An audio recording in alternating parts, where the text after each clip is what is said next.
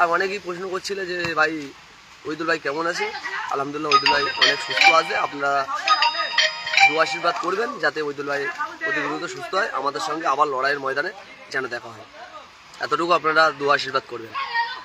তাই বলে ওরা হয়তো ভেবে নিচ্ছে যে আমরা একটা দুটো ছেলেকে মারধর করে ভাঙড়ে আমরা এর আগে আমরা দেখেছি আরাবুল ইসলামের সময় এই যারা এখন উল্টো পাল্টা কথা বলে তারা আরাবুলের ইসলামের চেটে চেটে এই জায়গায় এসছে।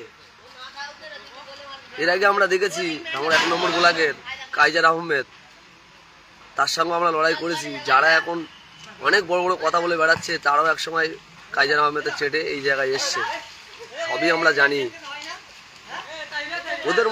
ওদের মতো আরাবুল ইসলাম তথা কাইজার আহমেদের মতো লোকের সঙ্গে লড়াই করেছি বিধানসভায়।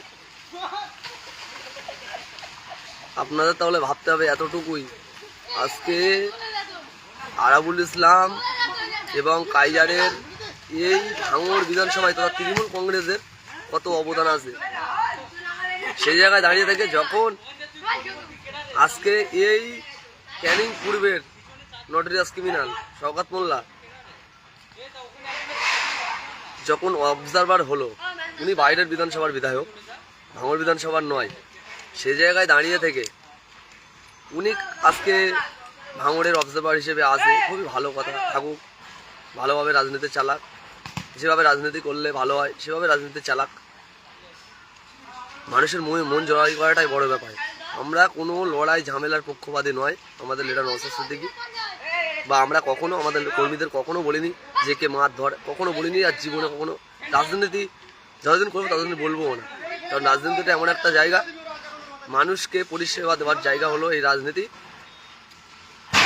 মানুষের চাওয়া পাওয়া সব কিছুই বুঝে পাওয়া যায় এই রাজনীতি থেকেই। সেই জায়গায় দাঁড়িয়ে থেকে আমরা এতটুকুই বলতে চাই,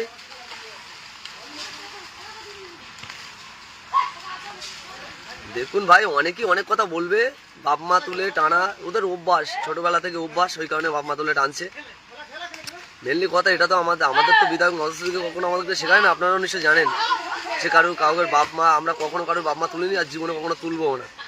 ওদের স্বভাব, ওদের নীতি, ওদের আদর্শ এত, এই দেখলেন তো লাইভের মাধ্যমে কেমন বাজে বাজে। আরে ওইদুল ভাই তো অনেক ছোট্ট ব্যাপার, আমি ছোট্ট করেই বলছি, যেখানে একটা পীরজাদা পীর সাহেবের ছাড়ে না, মা বাপের কাছে ডাইরেক্ট ওপেন গালাগালি দিচ্ছে, সেখানে ওইদুল ভাই তো অনেক ছোট ব্যাপার। আজকে চিন্তা করতে হবে, আজকে এই পশ্চিমবাংলার রাজনীতি, এই তৃণমূল কংগ্রেসের রাজনীতি আজকে কত নোংরা জায়গায় পৌঁছে গেছে। এর আগে অনেক দল পশ্চিমবাংলায় ছিল, তখন আমরা কখনো কিন্তু এরকম দেখিনি।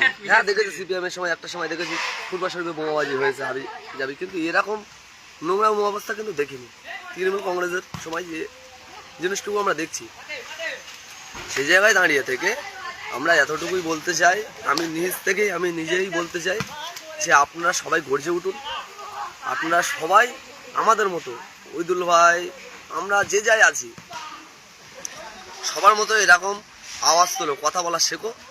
দেখবে যারা এইরকম দুষ্কৃতি বা যাদের এরকম মনোবল আছে, ঝগড়া ঝামেলার মনোবল, তাদের মন থেকে সব পালাবে। মানুষ, জনবল এমন একটা জিনিস, বাংলাদেশের মতো জায়গায় জনবল, জনগণ ক্ষিপ্ত হয়ে, জনগণ একত্রিত হয়ে প্রধানমন্ত্রীকে তাড়িয়ে দিয়েছে দেশ ছাড়া। নেপালে আপনারা নিশ্চয়ই দেখেছেন কি অবস্থা না হয়েছে, নেতা মন্ত্রী কোথায় কি জাঙ্গিয়া ভাঙ্গিয়া প্যান্ট খুলে পড়ে আছে, জনগণের একত্রিত হয়েছে, জনগণ